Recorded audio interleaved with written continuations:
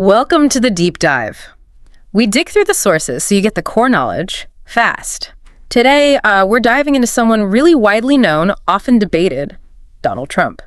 Specifically, looking at his philosophy through his own words from a revealing interview. Yeah, and our goal here isn't really to debate the politics or anything like that. It's more about understanding. We want to pull out the key ideas, his unique take on business, branding, risk, and what winning actually means to him. Exactly. So it's kind of an unfiltered look at the mindset behind the empire he built, from his childhood stuff right up to the global brand. Should be fascinating. All right, let's jump in. Starting right at the beginning, his childhood. He mentions how little Donald was seen as, quote, always special. Playing with building blocks, not just playing, but saying he'd build the biggest tower in the world. Well, it's not your typical kid's dream, is it? No, it really isn't. It suggests this massive sense of scale, like right from the get-go. Yeah. And it kind of sets the stage for this narrative of him being almost destined for big things. And his father's influence, Fred Trump. Right, he talks about him. Describes him as tough, providing discipline, taught him to think big. But he adds a twist. He does. He immediately says he thought even bigger than he did. So it's not just about inheriting ambition. It's about framing himself as naturally surpassing even that influence. Like his own genius was inherent. Which ties into the whole small loan of $1 million narrative. That always comes up. Always. And he addresses it directly in this interview. His take is, it's not about the amount, it's about what you do with it. So he reframes it. Completely. He claims he turned it into billions, calling that proof of talent and genius. It shifts the focus from the head start to his own innate ability. It's like saying the starting line doesn't matter if you're fundamentally gifted. So even early on, there's this deep conviction, this sense of destiny. Absolutely. He talks about feeling destined for something extraordinary. Says he never dreamed small. He even recounts telling himself, Donald, you're going to be rich, you're going to be powerful, and you're going to make your name unforgettable. Wow. Yeah. That self-belief, that near certainty, it seems like the bedrock of everything that follows. Okay, so with that mindset, he makes his move. The Commodore Hotel project in Manhattan. He called it a disaster before he touched it. Right, but he saw the potential. And he didn't just renovate it, he transformed it into the Grand Hyatt. Through deals, negotiating, as he put it, tax breaks, and making deals that nobody thought I could make. This was his big arrival, really. Stepping out of his father's shadow in a major way. And he clearly loved the negotiation part. Oh, absolutely. He talks about it like a sport, famously the art of the deal. It wasn't just business, it was a game, a performance almost. Aiming to win every single time. Every time. He wanted the best deal, yes. But the process of outmaneuvering, of winning the negotiation itself, seems just as important to him as the outcome. And underlying all that is confidence. He says flat out, confidence is everything. Yeah, and he adds that belief. If you walk into a room believing you're the smartest person there, most of the time you'll win. Which raises the question, confidence or arrogance? He tackles that directly. He draws a line. Says arrogance without success is just empty talk. Confidence with results, he argues, is leadership. So for him, the results justify the attitude. Success earns you the right to that level of self-belief. Makes sense within his framework. What about risk? That seems huge for him too. Definitely. He defines risk as opportunity in disguise. He emphasizes needing courage, vision, and guts. And he claims he was never actually scared. Never scared, he says. Maybe concerned sometimes, but never fearful, even facing huge financial pressures or market downturns. How does that fit with, say, his education? He went to Wharton, right? He did, and he acknowledges it, calls it one of the best. But then he makes a crucial point. You can't learn instinct in school. The instinct thing again. Exactly, and he believed his instincts were, perfect. Always have been, is the quote, I believe. It underscores this deep trust in his gut feeling. Maybe even above formal training or analysis. It's like he felt he had this internal compass others lacked. It's incredible how early that self-concept formed, even down to his name, Trump. Yeah, he saw the power in the name itself very early on. Short, strong, he decided that would be the brand. Not some anonymous company name. No, he wanted the name front and center.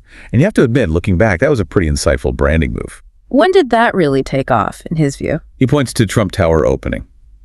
That's when he felt the name became gold. It wasn't just a building anymore, it was an icon, the Trump experience. It embodied something more. Precisely. He understood a building could represent something bigger, aspiration, luxury. And what did he want the name to mean? He was clear. Success, luxury, power, victory. And he pushed that brand beyond just real estate.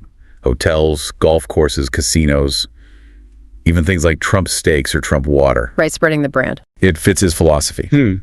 Winners don't stand still. He said, small minds stay in one lane. Big minds create highways. Constant expansion. Even if some ventures didn't pan out, the brand recognition, the sort of free publicity, was often part of the goal. He was building perception as much as building. Exactly, a persona. And managing people to achieve all this. What was his approach there? He says he demanded loyalty, quality, excellence, zero tolerance for mediocrity. Sounds tough. He acknowledges being intimidating, but his view seems to be that earned him respect. Like, if a leader isn't demanding, they won't be respected. His people knew he wanted the best, and he implies they delivered because of that high standard. It really circles back to that core self-belief. Did he ever express, self-doubt? When asked directly, a flat no. His reasoning: doubt wastes time. If you doubt, you hesitate. If you hesitate, you lose. Wow. Just shut it down completely. Yeah, it's an absolute rejection of doubt as having any value, which leads into how he views setbacks. This is probably one of the most talked about parts of his philosophy. Bankruptcy, for instance. Right. He doesn't call it failure. He calls it a strategic tool. A tool? For smart businessmen, he says. A way to restructure, renegotiate, protect the core empire. He even mentions banks still wanting to work with him afterward as proof he was the best, that he held leverage even then. So what about specific instances like the Atlantic City casinos having trouble? How did he explain that? He points outward to the economy, the state, the taxes, the competition.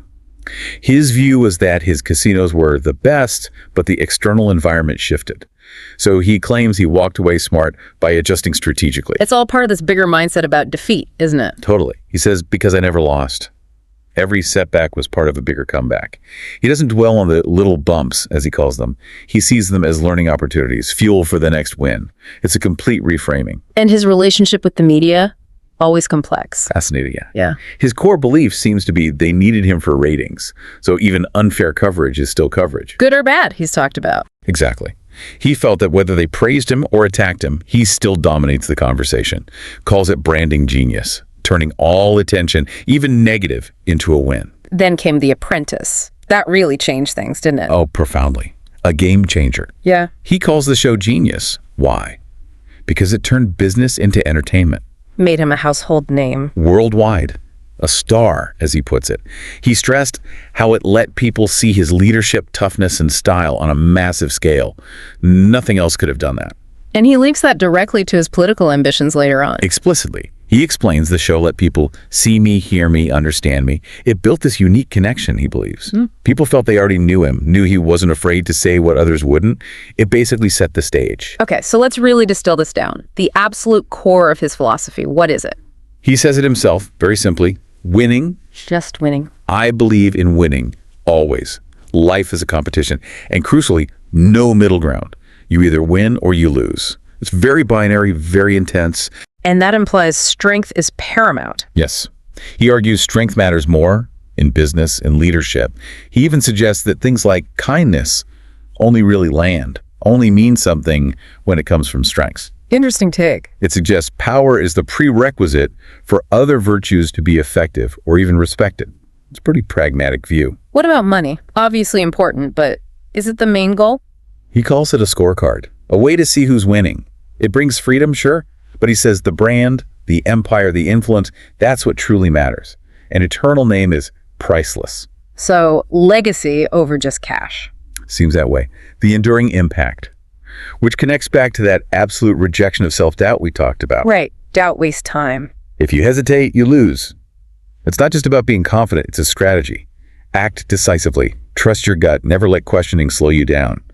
It almost dismisses introspection as counterproductive. So how does he want to be remembered? What's the legacy he envisions? He paints a picture. He thought bigger than anyone else. He built bigger. He dreamed bigger. He never backed down. It's all about scale, persistence, never giving in. And being respected versus being liked. He's very clear on that. Prefers respected over loved. Why? Respect lasts, he argues. Even critics, he says, have to respect him because they can't ignore me. Impact trumps affection. Which might explain his view on being polarizing. He doesn't shy away from it. Not at all. He has this provocative line, if everyone likes you, you're boring. Ah. Yeah. I'd rather be loved by millions and hated by millions than ignored by all. Polarization means passion. It's like the strong reactions validate his significance. And underpinning all this winning and respect, is it power? He says so directly. Power is the fuel behind winning. And when asked if it's more important than money, he says, absolutely. The logic being? With power, you can always get more money. Power is the ultimate lever. Does this drive bring him happiness? How does he define that? His definition fits perfectly. I'm happiest when I'm building, winning, proving myself again and again. That constant striving, that's what engages him, what keeps him going. So if you were giving advice to, say, entrepreneurs based on all this, what would the key lessons be? Two main things come through loud and clear. First, think big. Don't waste time with small dreams. Scale is everything. And second? Don't fear failure. Fear never trying. Again, setbacks aren't the end. They're just part of the process. Reasons to adapt, not to quit. And his idea of great leader? Sums it up as decisive, strong, and bold. Believes the crowd follows the leader, not the other way around. And ultimately, results matter more than feelings. Very outcome-oriented. It all comes back to that core identity, doesn't it? Even if he lost everything. He expresses total confidence he could rebuild from zero. Why? Because success isn't about what you have. It's about who you are. And who is he? And I'm a winner.